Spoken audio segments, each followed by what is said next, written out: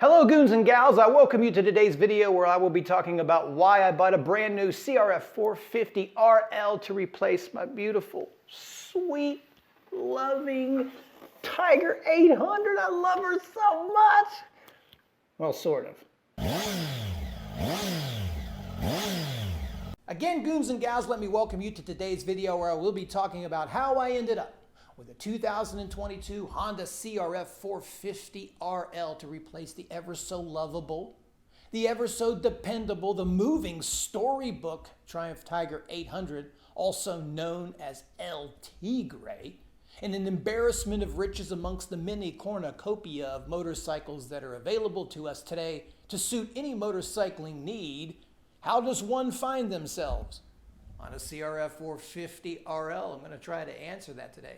Now, I'm doing this video not because I want to go, oh, look at me, I just bought myself a new bike. I'm not doing it for that. I'm doing it because I think the 450 RL is a unique motorcycle because it draws from so many different types of motorcycling discipline.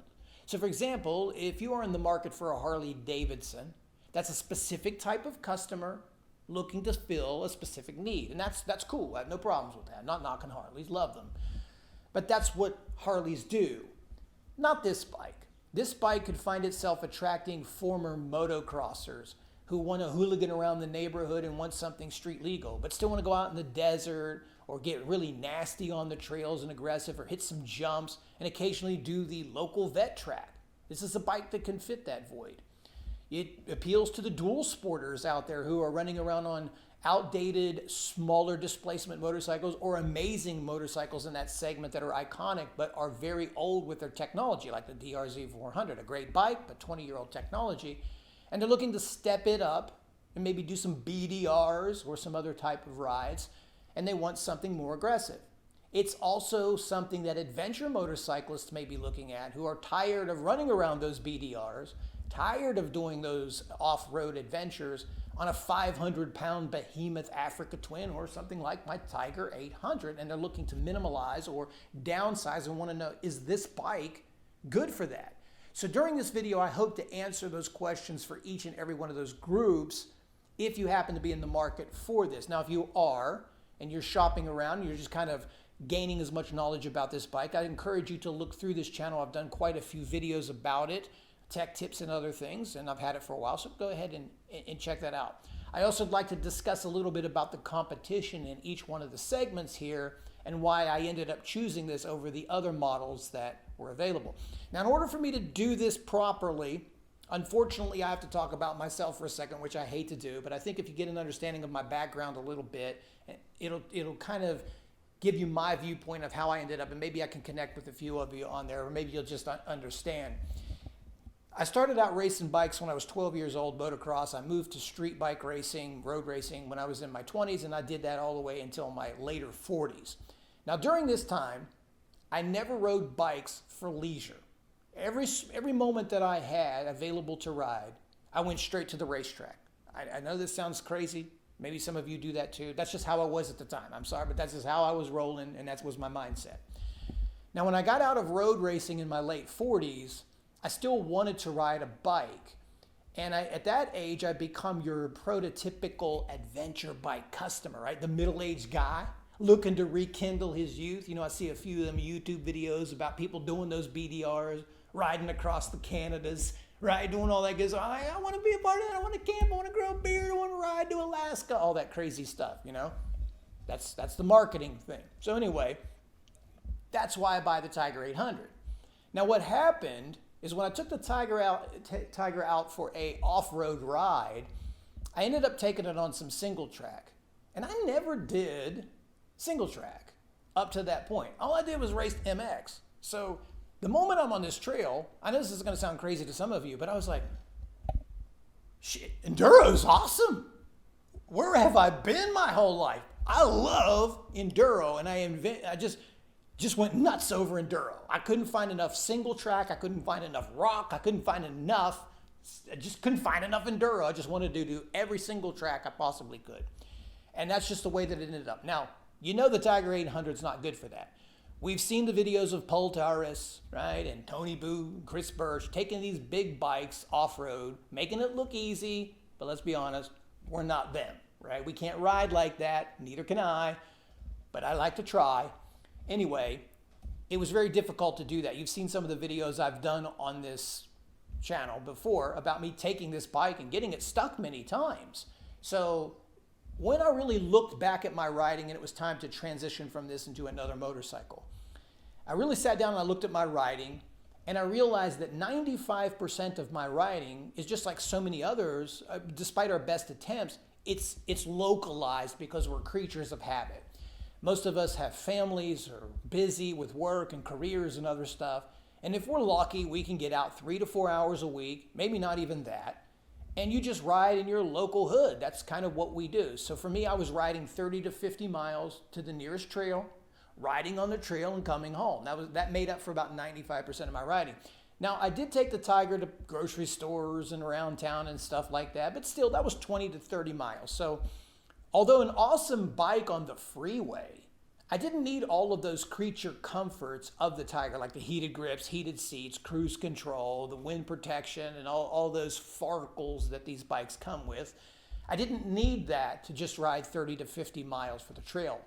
Now, I would rather sacrifice that comfort to have something that performed better on the trail, because my frustration became, I'm not the greatest rider in the world by any means, but I would easily reach the limits of the Tiger 800 in its stock format. And that's because it has bad ground clearance, poor suspension for that. I'm not knocking the Tiger. That's what these bikes are.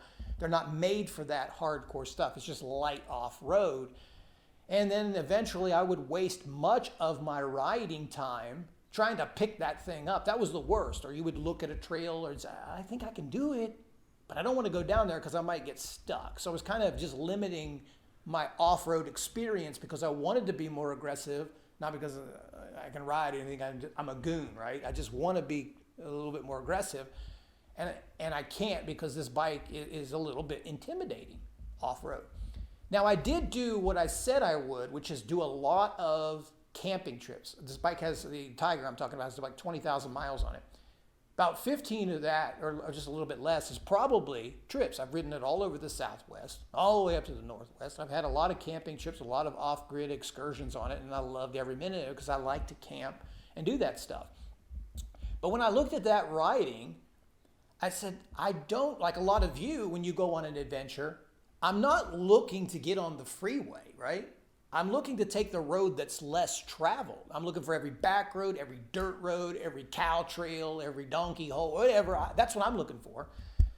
So I was never really on the freeway that much. Again, kind of not justifying the great cruising capabilities and comfort of the Tiger 800. Again, I love my Tiger, but kind of thinking I'm not really even doing that. I'm kind of taking back roads. So what I need is a smaller bike that's more aggressive off-road, but still has some highway manners to do those 300-400 mile journeys if necessary, or at least be converted in that. Now, my first thinking was to stick with some of the newer, more aggressive models because they've done a great job trying to make bikes fit that gap, that unicorn gap. I looked at the KTM 890R, which I had ridden, and also the Tenere 7. Now you have the Touareg 660 for you adventure guys out there. These are awesome bikes. They're also way better than my Tiger 800 off-road, and they're just better all around now with their technology. Now, I've seen a lot of YouTube videos that says, are these big dirt bikes? No, they're just lightweight adventure bikes. Still, they're 450 pounds bare minimum. That's still a lot of weight. So again, there's a limit for most of us to ride that bike off-road if that's what you're going to do. It's still a big, bulky adventure bike. So then I thought maybe I should take a look at some of the smaller bikes. And I was really interested in the KTM 390 Adventure. It seemed to check mark all the boxes at first. It had the power that I was looking for. It was, I would obviously like a little bit more, but it had all of that adventure style. But the problem with that bike, at least for me, which may not be a problem at all, it's just me speaking, not hating on the KTMs here, I didn't like the cast aluminum wheels because I do a lot of off-roading and I live in Las Vegas and the terrain is like riding on Mars or at least I think it would be like riding on Mars. It's terribly abrasive and brutal. I didn't like those, and it's like $1,200, $1,300 to replace those. Then you have to look at the suspension. You're going to put in, quite a few hundred more on top of that. And that was kind of okay doing those two, but when it came down to it, it was the lack of the 21-inch front tire and then the ground clearance overall, which would be a much more complicated issue to fix.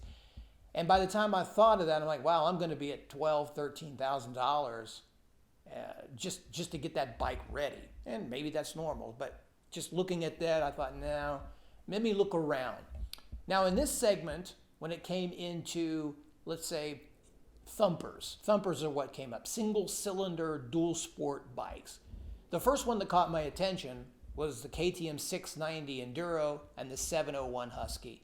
These are bikes I wanted. That is exactly what I wanted to own. I like the 74 horsepower. I like the reviews from the bike. I love the looks of both of those bikes. And I tried desperately to get my hands on one. As you know, we're all going through supply chain problems.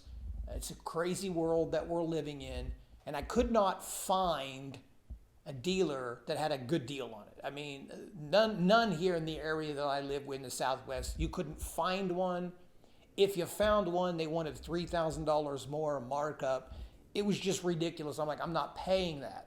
Now that left me stepping down to some things that were available. And the first one that caught my eye there was the Husky 501 and the KTM 500. Now, I had a chance to ride a 501 Husky.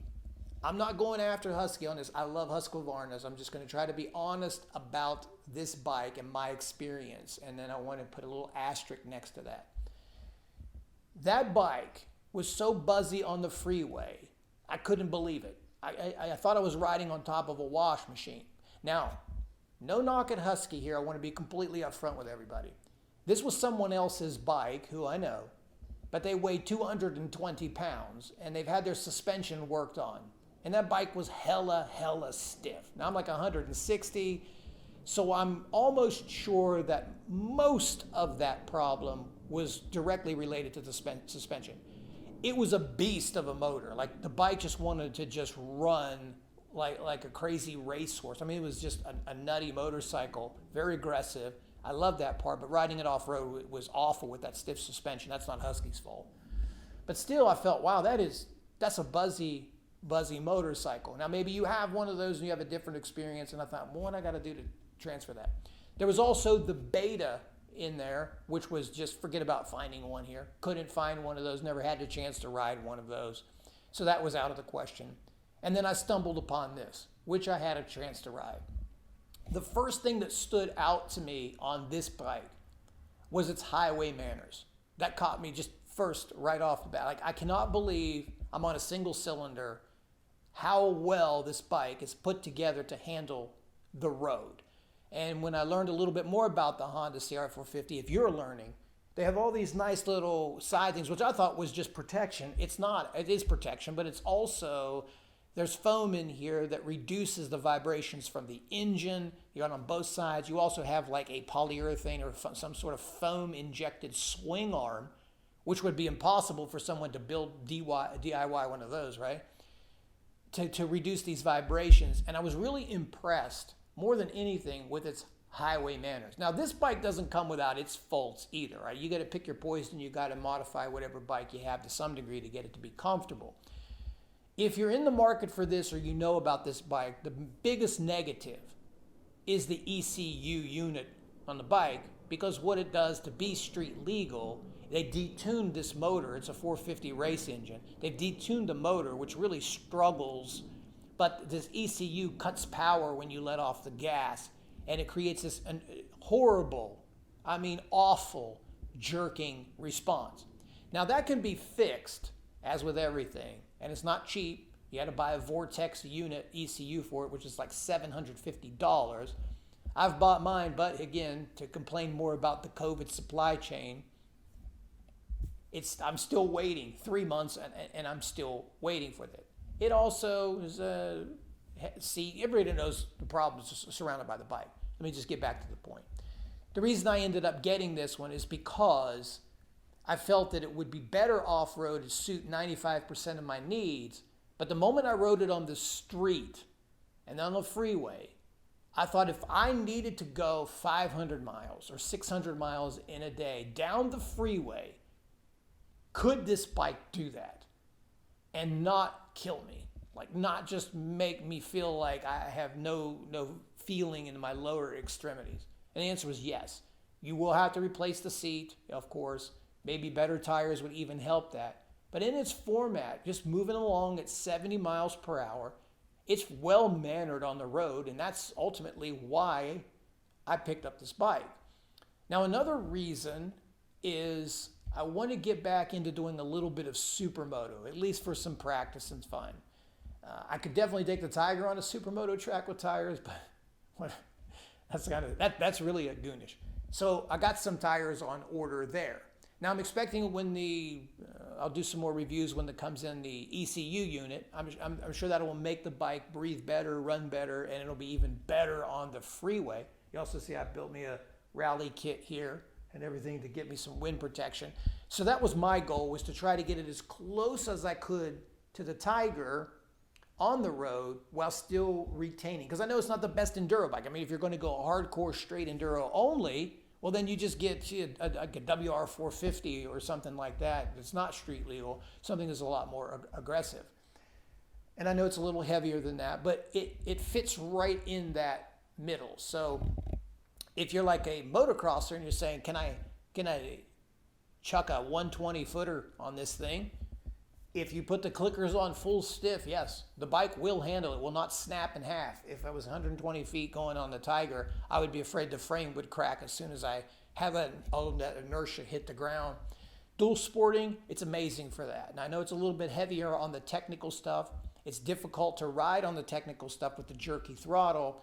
There's a few fixes for that. I've put that on the channel, but again, waiting to have that fixed. I guess that's what the sucky thing is. You've got like $4,000 worth of parts floating out there in the atmosphere whenever you get them one day, right? What a world we live in. So it's great for those dual sporters, and I think it's better on the highway. I've ridden a DRZ 400. I think it's better on the highway than a DRZ 400. DRZ 400 may hate me, but I haven't ridden them back to back. Maybe I would change my mind if it was one after the other, but I felt it was a little bit smoother on the highway. Definitely better than the other entries in its class. So it's a great dual sporting bike too. For the adventure motorcyclist like myself, it is just about where you really, if you're an aggressive off-road rider and you want to do some really technical stuff, to me, and only to me in my thinking, it has more advantages than a big adventure bike. I love the big adventure bikes. I love my Tiger. I've already said that. It's nice to have the heated grips and that cruise control. I mean, you can put that on this bike if you want. But to me, it's more important, at least at this stage in my life, to have a bike, number one, I can pick up when I drop it. Even though it has a big maintenance schedule on this, it's really easy to get to everything on this engine, as you can see. Just a couple pieces of plastic, take them off, and you're in it. To change the filter on the Tiger 800 is like a 40-minute job. You can change the oil like 12 times on this bike to one of those air filter cleanings. And then not having all that fancy electronics and componentry that could break. Now that brings me, I would do all the BDRs, I would do all the Southwest trip, I would do every trip that I've ever did on the Tiger. I would gladly do it on this now that I put the windscreen on and get the seat. Yeah, I would gladly do it. Wouldn't have any problems at all running 1,000 miles, 1,500 miles, 2,000 miles on this bike. Not at all. Wouldn't even be worried about it. You know, if I was to go around the world, I still would consider this bike. It would need more gas capacity.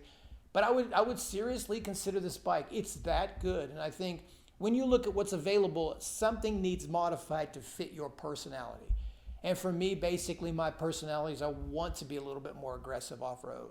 I don't want to fear that if I drop this bike, I'm going to smash it completely, break the cruise control, break a sensor, or break some valuable electronics, and be stranded or have a problem with it. I wanted something lightweight, easy to push around, easy to fix, easy to get part for, great dealer network. Boom. Honda CRF 450 RL. So anyway, guys, I'm going to wrap it up there. I think I've ranted long enough. If you just wanted to know, I'm really loving the bike. I'm going to do some more videos here real soon about some of the mods that I did to it. Loving the bike, getting used to it. Feels awesome out here riding it in Vegas. Love taking it on the single track. But anyway, thanks for watching this video. And as I say all the time, whatever I said in today's video is just my opinion only. And hell, I could be wrong.